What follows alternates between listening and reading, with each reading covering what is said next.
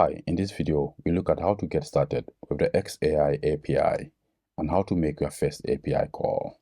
This API was released by the xAI team a few days ago. Over here, you can find a summary of information about this API. To get started, you should visit x.ai/API. When you visit the blog section, they have this blog post that explains the available models, available credits, and also details about the API with the following links. We can start to use the API by going to API and click Start Building Now. The first thing you need to do is to create an account. I have already created that. From the previous page, you will find a link to create an account. After creating your account, you need to create an API key. The only requirement is to give your API key a name. I have already created one, so I will cancel the operation. You have noticed here, I have one API key. So we can now go to the documentation and get started. We have already visited the API console. I encourage you to read more about the endpoints and also integrations. To make our first API call, let's go to the section Quick Start. As I explained earlier, you need to create an account by navigating to the console and also generate an API key, as I showed you previously. Next, you should export your API key.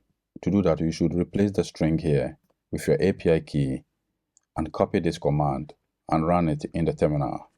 You can also copy the command and add it in your .zshrc file or batch profile.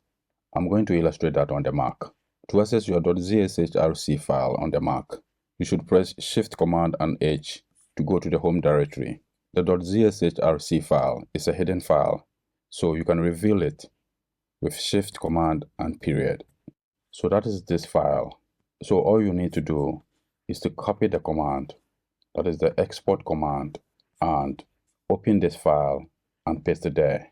You can also paste it in this file, .zprofile. Let's look at the next step. Once you create an account and configure the API key this way, you can now start to make your first API call using the following curl command. So let's copy that. So with this curl command, we have the message field consisting of the system and user. Then we specify the model as grok-beta. You can set stream to true to get a typewriting effect for the response.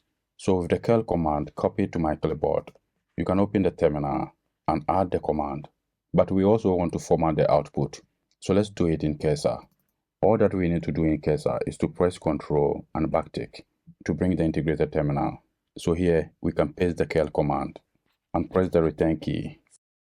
So this is the command we just entered. And over here, we have the output. Since the response is not readable, let's copy everything and format it with the xAI chat. You can now see the response from the model is more readable than the one displayed here. In the content field, we display the response of the prompt. You can see over here, there is a usage field. The usage field displays how many tokens were used in the prompt, and also how many tokens were used in the response. So knowing this information is very useful. For example, when we want to monitor the usage after each request. Finally, we have system fingerprint, which is a unique configuration of the backend and the model. So anytime the backend or the model changes, the system fingerprint will also change. So this is how to make your first API call with the xAI API. If we go back to the request, over here, you can see we set stream to false. Once we set it to true, we will get a streaming response. That is similar to a typewriting effect.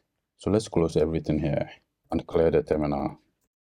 I have the same response we used previously in this file, but over here, we set stream to true in order to get a typewriting effect when the model is responding. So let's copy everything and paste it in the terminal and press the return key. You can now see we have the streaming. So here we have the final output. Let's copy that and format it as well using the AI chat feature in cursor.